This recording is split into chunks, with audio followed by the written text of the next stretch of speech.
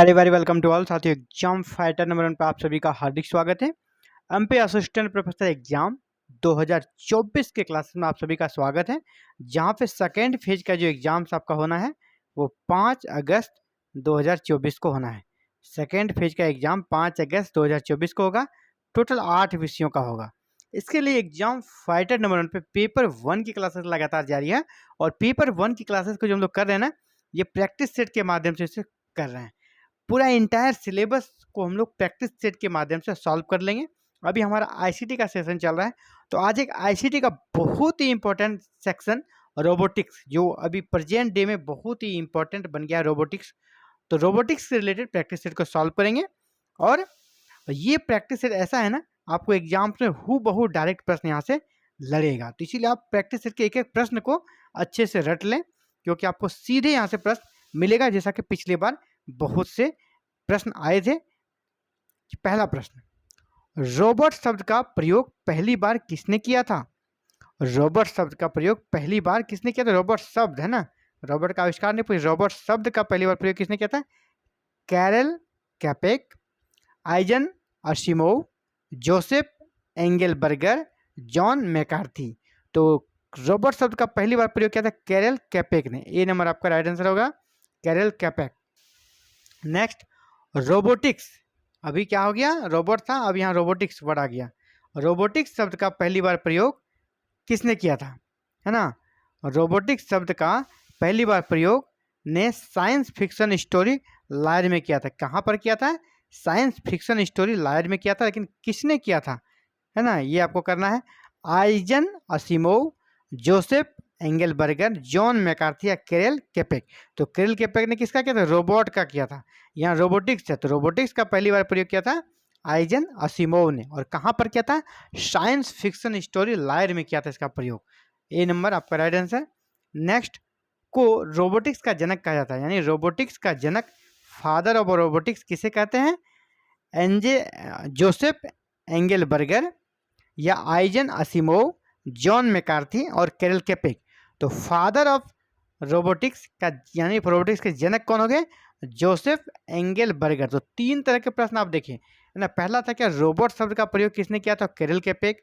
दूसरा था रोबोटिक्स का प्रयोग किसने किया था? आपका आंसर क्या हो गया? Eigen Asimov. अब तीसरा है रोबोटिक्स का जनक या फादर ऑफ रोबोटिक्स कौन थे? तो जोसेफ एंगेलबर्गर। तो ए नंबर आपका राइट आंसर हो जाएगा 3 का। नेक्स्ट, कंप्यूटर नियंत्रित रिवोल्यूट हथियार, कंप्यूटर कंट्रोल रिवोल्यूशन वेपन का विकास निम्न में से किसने किया? कंप्यूटर नियंत्रित रिवोल्यूट हथियार, कंप्यूटर कंट्रोल रिवोल्यूशन वेपन का आविष्कार किसने किया? चलिए ऑप्शन देखते हैं। जॉर्ज डेवोल, सीरिस डब्ल्यू कैनवर्ड, केन वेस्टर्न रिजर्व या फिर हरोल्ड ए रोजलुंड। तो साथियों, इसका आविष्कार किया था आपका रिजर्व, वेस्टर्न रिजर्व ने। वेस्टर्न रिजर्व आपका सी नंबर में है, वेस्टर्न रिजर्व सी नंबर। अगला है 1950 के दशक में प्लेनेट बॉट, 1950 के दशक में प्लेनेट बॉट के लिए प्रयोग किया जाने वाले पहले रोबोट। पहला जो था 1950 के दशक में प्लेनेट बॉट के लिए प्रयोग किए जाने वाले पहले रोबोट थे। क्या चीज़ के लिए उपयोग होता था प्लेनेट बॉट का? तो चलिए देखते हैं ऑप्शन। सैन्य उपयोग, घरेलू उपयोग, मेडिकल उपयोग या वाणिज्य उपयोग। तो वाणिज्य उपयोग के लिए प्लेनेट बॉट का उपयोग होता था, वाणिज्य उपयोग के लिए। तो आपका डी नंबर राइट आंसर है। नेक्स्ट, अब सूची 1 और सूची 2 को मैच करना है। चलिए, आविष्कारक और उसने क्या आविष्कार किया, दोनों को मैच करेंगे हम लोग। चलिए, पहला है जॉर्ज मूर। तो जॉर्ज मूर ने क्या बनाया था? Steam man. अगला था सिरिल डब्ल्यू कैनवर्ड, इसने रोबोटिक आर्म बनाया था। जॉर्ज डेवोल, जॉर्ज डेवोल, यानी कि सभी सही है ना, सभी सही है। 1 2 3 4 ऑप्शन होगा 1 2, नहीं आपको थोड़ा करेक्शन करना, 1 2। ये जॉर्ज डेवोल ने यूनिमेट का किया था, थोड़ा इसको हम लोग करेक्शन कर लेते हैं। आपका जॉर्ज मूर स्टीम मैन, डब्ल्यू कैनवर्ड ने रोबोटिक्स आर्म, इसके बाद आपका जॉर्ज डेवोल ने यूनिमेट का किया था, और जनरल इलेक्ट्रॉनिक अनुसंधान दल ने हैंडीमैन और मैनमेड का आपका ये ऑप्शन कौन सा हो जाएगा? 1 2 4 3। तो 1 2 4 3 आपका कहाँ पर है? C number. आपका सी नंबर राइट आंसर हो जाएगा 1 2 4 3। नेक्स्ट, टेलीविजन की पिक्चर ट्यूब, टेलीविजन की पिक्चर ट्यूब के उत्पादन को स्वचालित करने के लिए किस रोबोट का उपयोग किया गया था? टेलीविजन के पिक्चर ट्यूब के उत्पादन को स्वचालित करने के लिए किस रोबोट का प्रयोग किया गया था? रोबोट का नाम आपको बताना है। यूनिमेट, प्लेनेटबॉट, रोबोटिक्स आर्म या उपरोक्त में से कोई नहीं। तो यूनिमेट था वो। यूनिमेट जो रोबोट था उसका प्रयोग किस में होता है? पिक्चर ट्यूब के उत्पादन में। तो याद रखिएगा यूनिमेट हो गया पिक्चर ट्यूब के उत्पादन में। अगला, हैंसन रोबोटिक्स कंपनी द्वारा विश्व का पहला एआई आर्टिफिशियल इंटेलिजेंस युक्त ह्यूमनोइड सोफिया विकसित किया गया। सोफिया जो रोबोट बनाया था एआई तकनीक से, तो यह जो बनाया था किसने बनाया था? Hansen robotics company. कंपनी का नाम क्या है? Hanson robotics company. इसने बनाया था सोफिया रोबोट। तो वह किस देश की कंपनी है ना? किस देश की है? सऊदी अरब, इंग्लैंड, हांगकांग या फिर जापान। तो ये हांगकांग की कंपनी है। सी नंबर आपका राइट आंसर बनेगा। नेक्स्ट, सोफिया दुनिया की पहली ऐसी रोबोट है जिसे किसी देश की नागरिकता मिली हुई है। वह कौन सा देश है?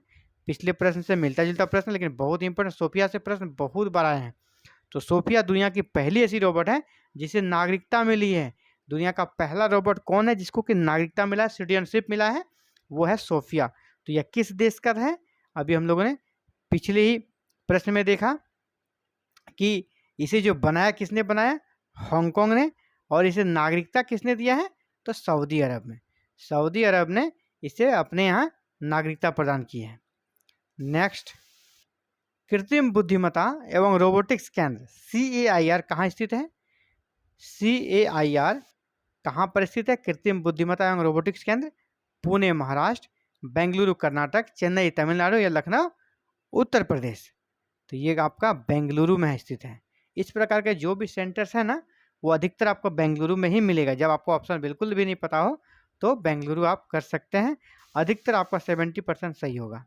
नेक्स्ट, रोबोसेन और स्नैक रोबोट निम्न में से किस संस्था द्वारा विकसित रोबोट है?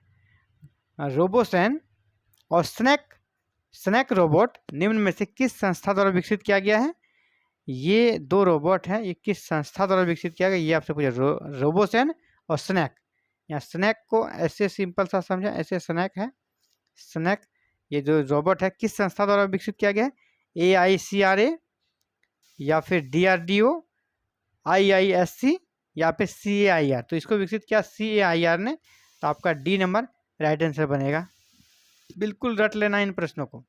अगर आपने नहीं रटा तो फिर यहाँ कोई ऑप्शन आपके पास नहीं है, वहाँ पे कोई दिमाग आपका काम नहीं करेगा। और ये सारे प्रश्न ऐसे हैं ना जो सीधे एग्जाम में आपके लड़ेंगे। Next, all India council for robotics and automation AICRA के संबंध में कौन सा कथन सही है? मैंने विचार करना है।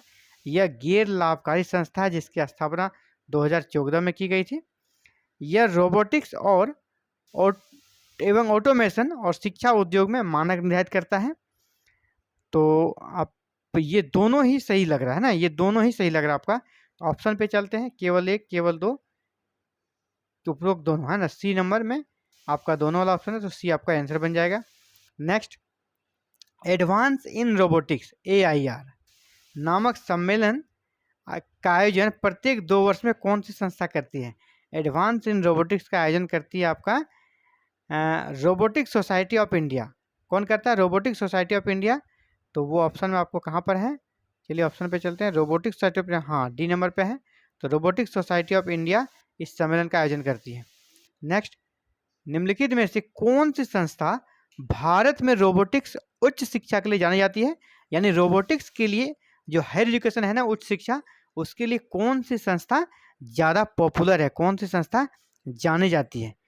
तो आपका IIT कानपुर भी है, IIT इलाहाबाद, IIT हैदराबाद, यानी सभी हो जाएगा। ये आपका देखा जाए तो ये सभी है। तो ये सभी वाला ऑप्शन आपका है ना। हाँ, ये सभी 1 2 3 4 किस में है, 1 2 3 4 किस में, यहाँ ये सभी है, तो डी नंबर आपका आंसर बनेगा। ये सभी संस्था रोबोटिक्स के क्षेत्र में बहुत ही शानदार तरीके से काम कर रही है। शोधकर्ताओं ने, जो रिसर्चर है, उन्हें मेढकों की स्टेम कोशिकाओं से रोबोट विकसित किए हैं। इस रोबोट को क्या नाम दिया गया है, यानी मेढक का स्टेम सेल से जो रोबोट विकसित किया गया है उस रोबोट का नाम क्या है, तो जेनोबॉट्स, उसका नाम है जेनोबॉट्स, सी नंबर जेनोबॉट्स। नेक्स्ट, भारत का पहला एआई और रोबोटिक टेक्नोलॉजी पार्क कहाँ स्थापित है? भारत का पहला एआई और रोबोटिक टेक्नोलॉजी पार्क कहाँ स्थापित है आपका? मैंने क्या कहा था, इस प्रकार के जब प्रश्नों को आपको नहीं आता है ना, आपको क्या करना, बेंगलुरु टिक कर देना है। तो यहाँ पर आप देखिए बेंगलुरु है कहीं, इलाहाबाद है आपका, इसके बाद भारतीय विज्ञान संस्थान, ये आपका ना बेंगलुरु में ऑप्शन में बेंगलुरु लिखा नहीं है, लेकिन इस तरह के संस्थान अधिकतर कहाँ रहते हैं, बेंगलुरु में। बेंगलुरु, ये आपका बेंगलुरु में है। भारतीय विज्ञान संस्थान ये कहाँ पर है, बेंगलुरु में, और यहीं पर इसका राइट आंसर हो जाएगा बेंगलुरु, जो कि बी नंबर पे है। भारत का पहला एआई और रोबोटिक टेक्नोलॉजी पार्क कहाँ बना है, ये पहला पार्क है भारतीय विज्ञान संस्थान में बना है, जो कि बेंगलुरु में स्थित है। रोबोटिक्स को प्रोत्साहित करने के उद्देश्य से किस राज्य सरकार ने देश का पहला रोबोटिक फ्रेमवर्क लॉन्च किया है? किस राज्य सरकार ने देश का पहला, पूरे देश का पहला रोबोटिक्स फ्रेमवर्क लॉन्च किया है? तो वो राज्य कौन सा हमारा, उत्तर प्रदेश, तेलंगाना, कर्नाटक या महाराष्ट्र? ये आपका हमारा तेलंगाना है। देखिए साउथ के जो स्टेट है ना, टेक्नोलॉजी के मामले में हमेशा आगे रहते हैं, तो आपका तेलंगाना यहाँ पर राइट आंसर बनेगा। 18, निम्न में से रोबोट के किस घटक का सामान्य भाषा में रोबोट के हाथ भी कहा जाता है? किसे सामान्य भाषा में रोबोट का हाथ भी कहा जाता है? वो रोबोट कौन है आपका? Manipulators, actuators, controller and effectors. तो आपका राइट आंसर क्या हो जाएगा? And effectors. एंड इफेक्टर्स को रोबोट का हाथ कहा जाता है। चलिए नेक्स्ट, रोबोट में लगाए जाने वाले सामान्य इफेक्टर क्या है? रोबोट में लगाए जाने वाले सामान्य इफेक्टर क्या है? ग्रिपर, हैमर, मैग्नेट या मिक्सर? तो रोबोट में लगाए जाने वाले जो सामान्य है उसको ग्रिपर, रोबोट में लगाए सामान्य इफेक्टर में ग्रिपर भी आता है, आपका ग्रिपर है, हैमर भी आता है और मैग्नेट भी आता है। तो तीनों 1 2 3 तीनों सही है। चलिए ऑप्शन पे चलते हैं, 1 और 2 सही है, 2 3 4 सही है, 1 2 3 सही है। जी हाँ, सी नंबर आपका राइट आंसर होगा, 1 2 3 सही है, सी नंबर। नेक्स्ट, फिर यहाँ मैचिंग करना है आपको, इसी तरह हम लोगों ने मैचिंग किया है, अभी कोई दिक्कत नहीं होगा आपको।